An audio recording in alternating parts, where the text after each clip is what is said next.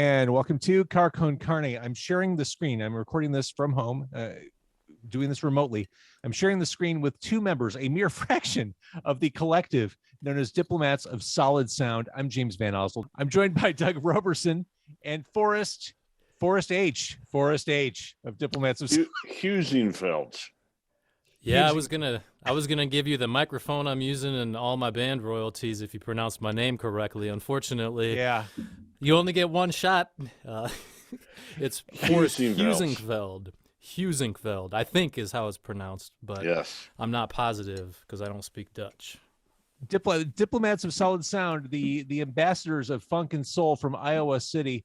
They bring the funk, they bring the soul. This right here is coming out. We're recording this on the 20th. On Wednesday, the 20th, we are mere days away from its official formal release. It is the brand new EP. It is, as it says, the live EP, which pretty much says it all. It is what it is. It is a live EP, and we're going to talk about that. Before we get to the live EP, gentlemen, when I hear your band, I think this is a group of people who probably have the coolest record collections ever. Am I off base? Talk to Doug about that, man. He's got thousands. Take it away, Doug. Yeah, I mean, for sure. I mean, record collecting is possibly the only idea you ever get to finding the sounds that live in your head. And so you peruse, chase, do what you need to do, and then you try to not necessarily ape the idea, but take the idea, transform it, and then put it into a song. It's not that easy to do, but if you try hard, you can. What impresses me, a lot impresses me about Diplomats of Solid Sound, is that you have 9 members, and you all come from the same approach. You all the same, you're kindred spirits. And to me, for the kind of sound you create, for that music that is steeped in that kind of 60s R&B and funk and soul, that you could find that many kindred spirits who want to create the same kind of music, which arguably isn't fashionable in the modern day. It's not part of, it's not topping the charts, but you found people who are kindred spirits who want to make this kind of music in Iowa, no less. Yeah, it was completely, happenstance, really. I mean, like, when my last band, the Bent Scepters, kind of ended, the drummer and I tried to figure out an idea like, well, what should we do now? And so we were big fans of Booker T and the MGs, Jimmy Smith, some other sort of soul jazz things. It's like, oh, maybe we should try and go in that angle, without trying to be rock. Mm-hmm. And we did that semi-successfully for quite a few years, our own releases, our Estrus Records releases. And then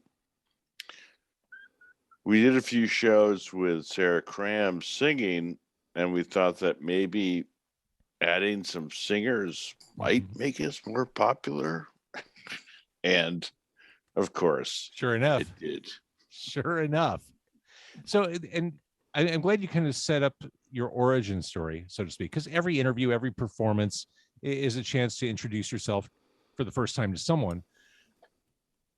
Your music does sound, it's fascinating. I can listen to it and say, yes, Diplomats of Solid Sound, they released this live EP in 2022. I could play it for someone else and tell them it was recorded in 1968. They'd say, oh, okay. Yeah.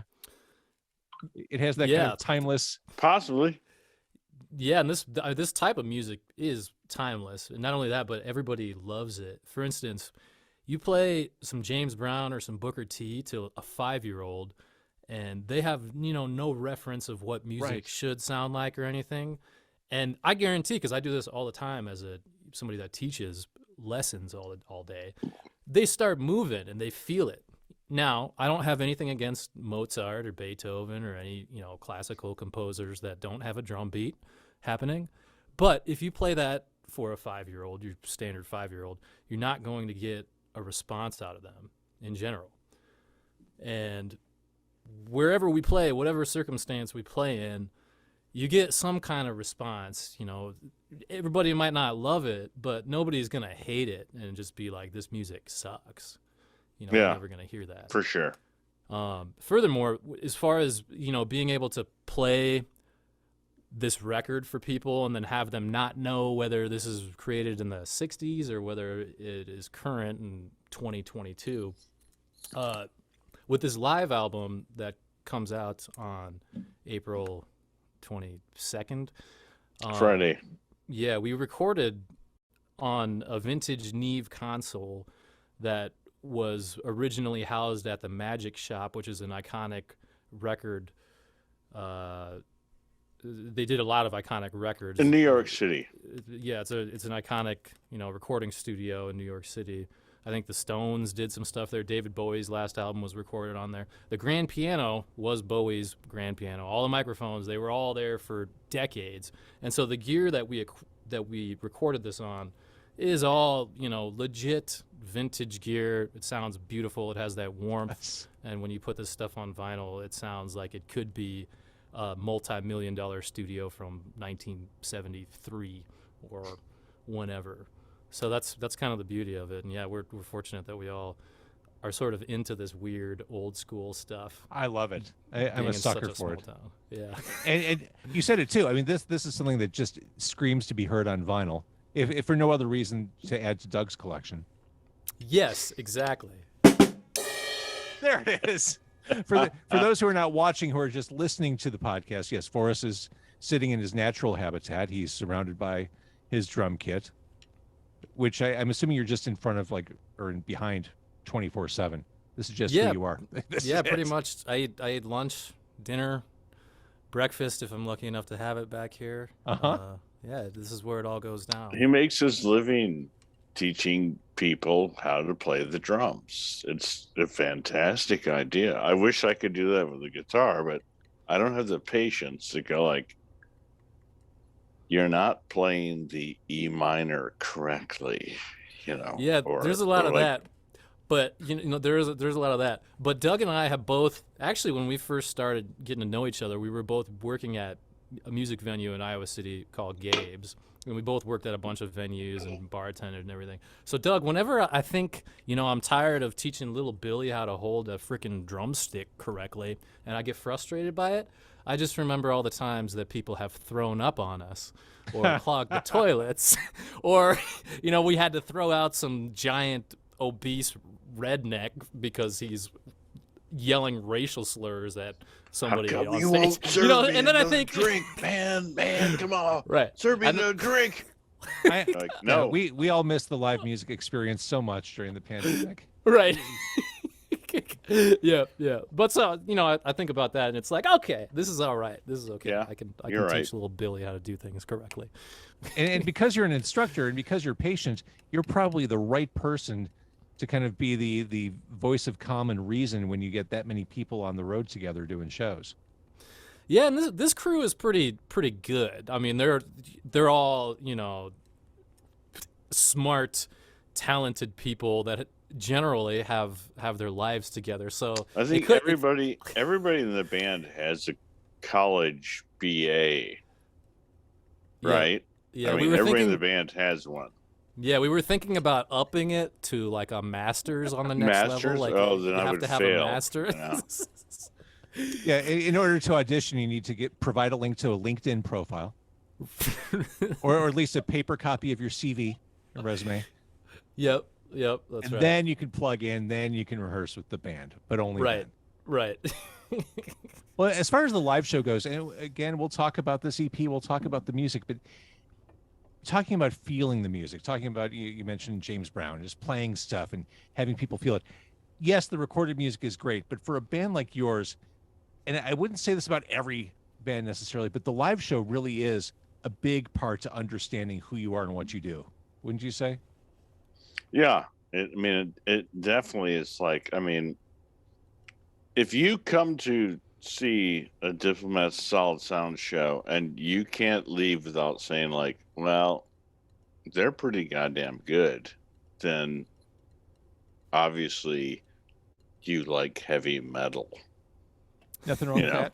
or You can like both. or Taylor Swift, I don't know, There's a place for everyone at the table. But Yep. to your point, you can't walk out of a Diplomat show and not. go like, think it's crap. Yeah, you can't. And It's if good. you're not sweating walking out of a Diplomat show, you've done it all wrong. You haven't tried hard. Right. That's right. the kind of show you go home and you want to incinerate your clothes afterwards because they're just steeped in sweat. You want to leave them by the front door and take a nice cleansing silkwood shower because you've worked it out. That's right. That's how you know when you've done it correctly. That's exactly right. And unfortunately, during the pandemic, we were not able to play at all. Right. It's been over 2.5 years since we've played together. It was 2.5 years since we were even in the same room until a rehearsal that we had a couple weeks ago because we saw these dates coming up and we thought, you know what? We should probably get together once and, dust it off a little bit. And so hopefully, with this releasing this live album in a couple days and having these shows coming up, it'll kind of reinvigorate us as well as the crowd that's into us. I think the rehearsals themselves really did a good job of like going like, yeah, we still got this, even though we're getting a bit old, well, especially me. But I mean, like, the rehearsals were tight and enthusiastic, and I don't know. I mean, look out. Everybody was in It's gonna good kick spirits. ass. Yeah. Everybody was happy to see each other after 2.5 years of nothing. Yeah. Because after a I bet. week, if we're on the road for a week, we're happy to see anybody or anything other than each other. Sure. But given that the world just ended and continued ending for 2 years with this pandemic, we were all kind of, we're in good spirits. So Yeah, I bet. I agree. And again, give as it a far as couple. give it a couple more months and Give it a couple months and we'll be back to the old us. Pravda Fest at Sketchbook in Skokie, which is, depending on the time of day, 15 minutes from Chicago, 30, depends on when you're going. June 25th, it is the Slugs. I never thought I'd say that. The Service, OMG, the Handcuffs, and this band right here, Diplomats of Solid Sound. The new release, the live EP, comes out on Friday the 22nd. No overdubs, no editing. That's a courageous move in the present day because you don't have to go that route. But yeah, and I think this is the first time that we're announcing this. We have video of all 5 of the songs of us recording it, and they will be released one by one. The first one comes out on Friday, April 22nd. And what's are you doing it sequentially, or is there an order to it's this? just It's arbitrary. it's determined by Pravda what order, but we're gonna do the first one. I guess we'll find out on Friday which one it is, and then we're going to gradually release the other 4, and so there's no question that. And also the video just looks cool because it's in this old I bet. looking recording studio. Oh, I'm so glad you captured that. Yeah, absolutely. We are too. And it's a headache, man, organizing 9 people and 2 recording engineers and a record label and 2 cameramen with 6 cameras that all the batteries keep on dying. And, Sure. the bass player is hungry. And if he doesn't get food soon, he's going to kill somebody and all kinds of, everything. And we did this all hungover after 5 days of shows, between here and Chicago and Des Moines. And so, but we pulled it off and it sounds good. Oh, I can't wait to see it. I've been saying since the pandemic started, I'm surprised that there hasn't been a video renaissance with music Right. videos, performance videos, just because that was the only way to communicate your art during the lockdown, other than basic music. I'm surprised that more artists aren't doing that. I love that you're doing that with the live EP tracks. Yeah, it would have been cool to put it out maybe a year ago or something, but the timing so just cool. wasn't Yeah. right. And, cool. we're all trying to survive at that point, but better a couple months late than never, I guess. So again, no overdubs or editing. That's a level of confidence that you don't see in a lot of musicians today. But this is the way music was recorded back in the day. You get the band in the studio and just let them do their thing. Well, for sure, they only had a certain amount of time that they could actually record their 2 songs for their 45. So, you had to either be on top of it, or then the producer or engineer would just go, that's good enough. Let's go. And that, you're left with the mistakes. And sometimes some of those are okay. Yeah. Sometimes it adds a little soul, a little human element to it to have some mistakes in there. But yeah, that's exactly the approach that we took. Is we have this, 4-hour, 6-hour window to go in, get our equipment set up, mic check everything, make sure everyone can hear each other in their headphones, and then bang out as many songs as we could in this window before all the batteries on the recording devices died, and before we had to. Actually, now that I think about it, the next morning we were playing on WGN Morning News in Chicago. And so we had like a firm deadline, because that's an 8 a.m. gig. We had a firm deadline. We needed to get out of the studio and then hit the road and then go crash at Ken Goodman's Pravda house and then wake up early and go, play on TV 12 hours before we normally would play a gig. Usually it's, 8 p.m., not 8 a.m. But yeah, so it was just in and out, and it turned out pretty well. I mean, I guess we'll see if anybody likes it. Well, I like it. I've heard it. I have it right here. Thank you. There are a couple songs on the live EP from What Goes Around Comes Around, which came out a little bit ago. Was that a turning point for the band, or a moment, shall we say, that album?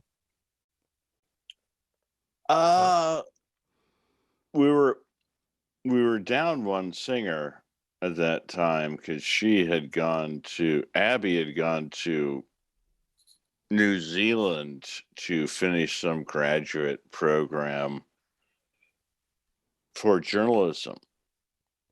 And so we only had 2 singers, and we were just trying to do all the songs that we had at that time. But we were experimenting a little bit, and Goes Around Comes Around kind of has a little more Curtis Mayfield kind of, psychedelic flavors, and some other songs on that record had some other sort of ideas, but it just, try stuff. Yeah. Well, you know what it has, Doug? It has BOOGALOO.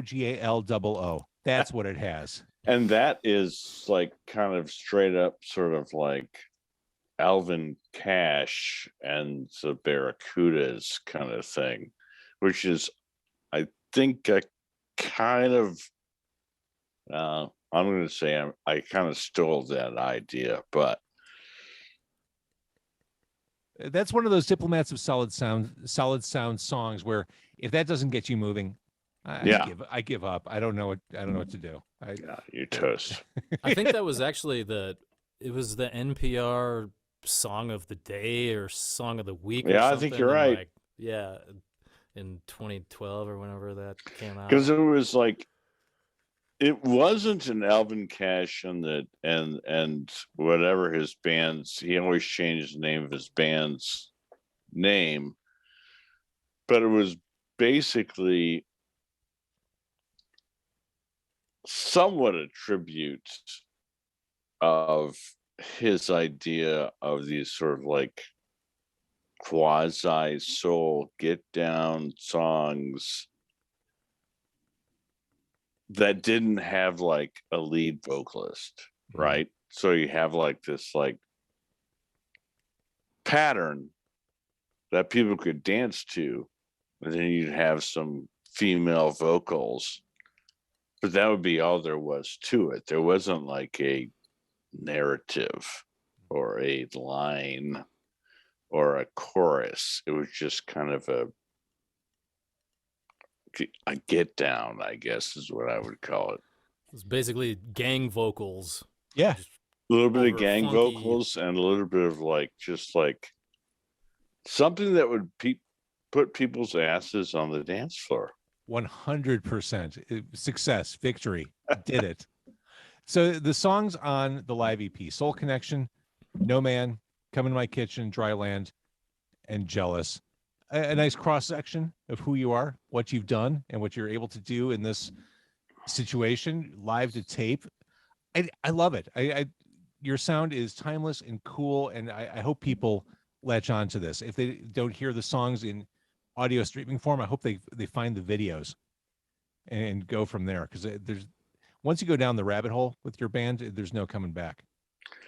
Well, the Soul Connection found, for some odd reason, on Spotify, and beyond any of our realizations, any of our expectations, there were certain artists that had like their playlists, and then they would add that song to it. Mhm. And Forrest has the actual figures of how many times it's been played, but it's had over 25 million streams to my knowledge.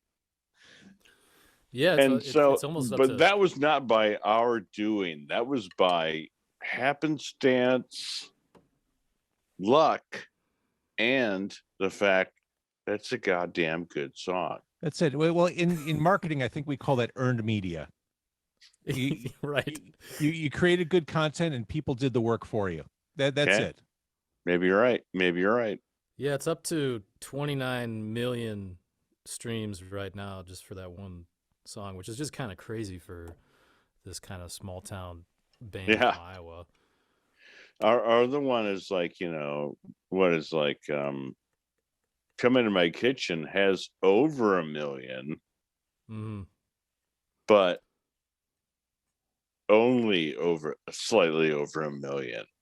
Right. Where it's And then like, all the rest are hundreds of thousands and, Yeah, hundreds which is of thousands good. every day. And it just kind of, we kind of expect it to But sort of Soul just continue Connection, 'cause like it's- that's just like for some odd reason connected with all these, like, what do they call them? Like informers or Influencers? Influencers, and it took off.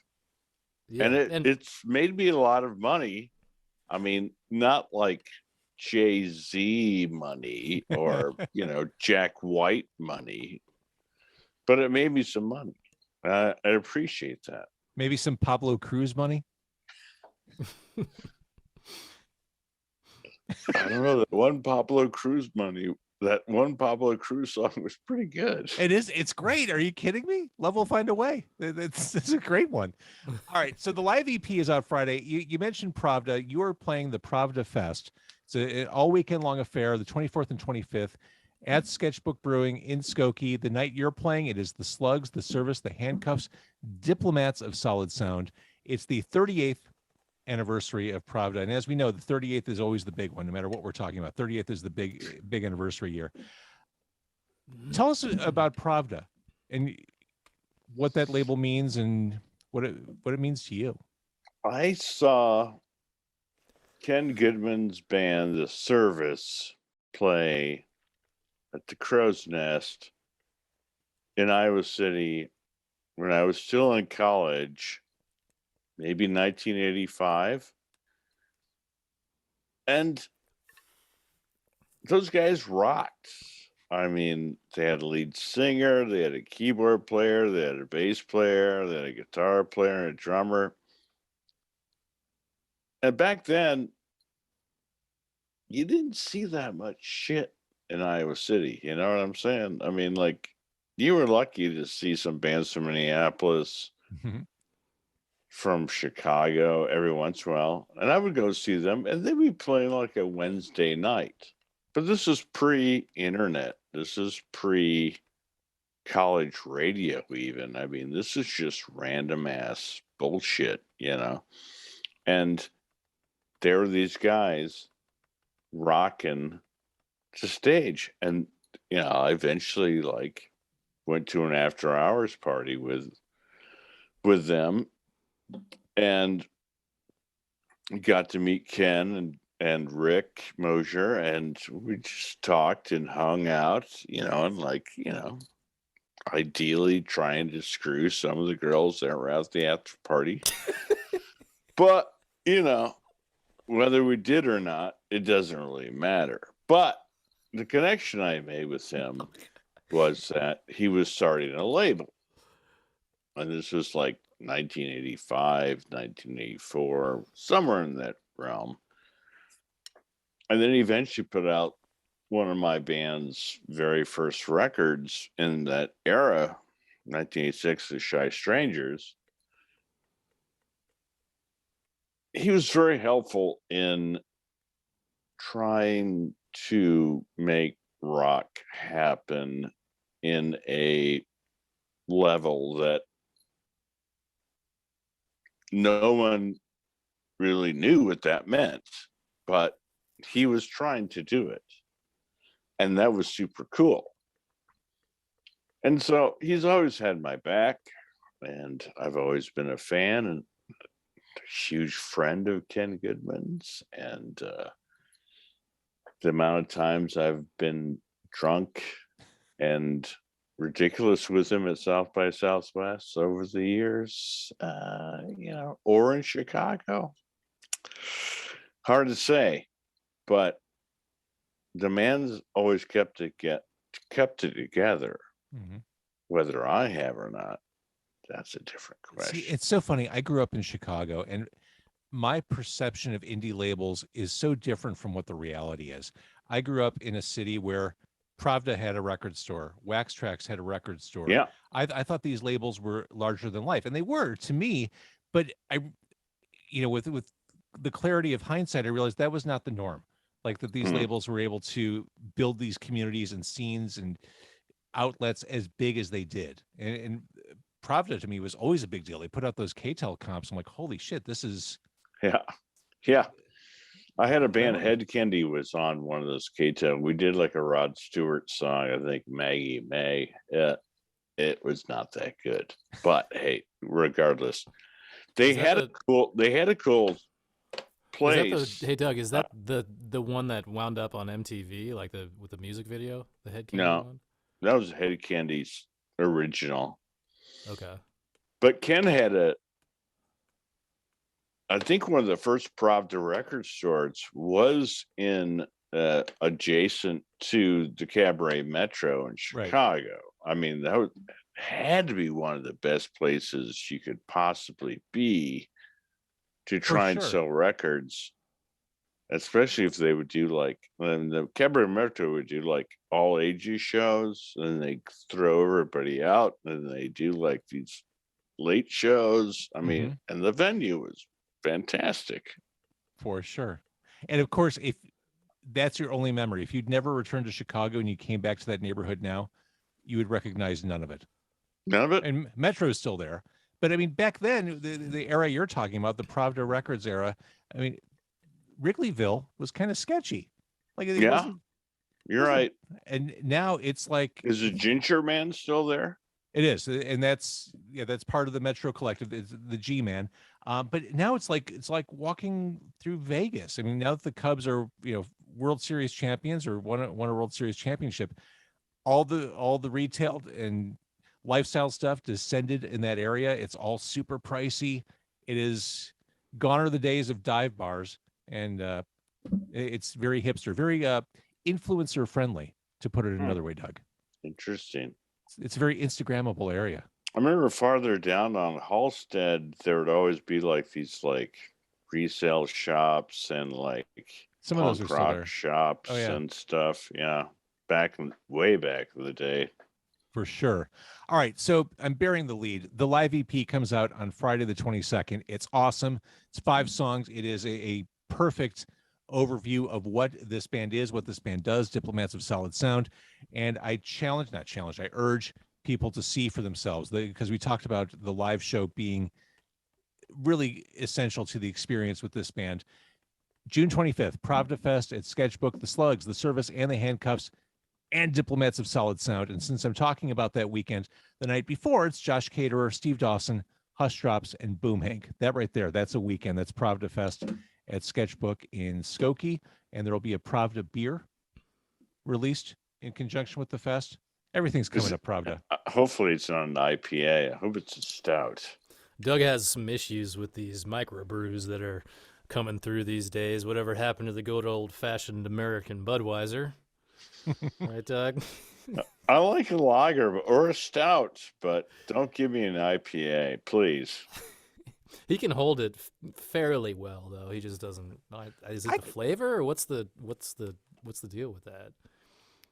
It always tastes like it's unfinished, like the brewers did their steps, but then they missed one step, and it's like the step that makes it taste good. Now, I don't know what kind of beer this is going to be, but if I were Sketchbook, if I were Pravda, I might not go the stout route. If you're trying to get mass buy-in and appreciation, you might want to go with something a little less niche. You're probably right. All the kids these days are drinking IPAs, it seems like. They are. And Ken seems like he's going, at least before the pandemic. Because it tastes like Pravda weed, stuff and man. It tastes like weed. And he was in India, it seemed like every other week. So maybe it's going to be an IPA. If I had to bet on it, I'm going to say he has his buddy that's like is an old friend of his. I can't remember his name is Sharif or something, but that guy's brother is like some global super rich magnate dude that has like his own airline or own private jets. I'm making all the wrong friends. Go like, hey man, I'll just go ride with you around the world. Yeah, we should try to convince him to start a record label, and then we can jump ship. Let's go from Pravda to this rich Indian dude whose name we don't know. Pravda Fest on June 24th, June 25th. I cannot wait to see you and the rest of your collective gathered together. I think it's going to be a good time. Oh my God, it's going to be a great time. I mean, to see it's like summer. This is a band you want to see in the summertime. Yeah. To see the Service reunion will be interesting. To see the Slugs reunion. See the Slugs reunion would be super interesting. Those guys probably haven't played a show in like 30 years. Right. And there should be like protective barriers separating the brothers on stage. There might be. Yeah. I'm looking forward to the Handcuffs too. Oh yeah. Because I'm a Brad Elvis fan, and I think they're playing right before us, so it's gonna kind of be weird. Having to play right after Brad. Interesting day. There's no doubt about that. It's gonna be awesome. All right, Doug, Forrest, thank you for doing this. I can't wait to see you in June. Looking forward to it. Thank you, man.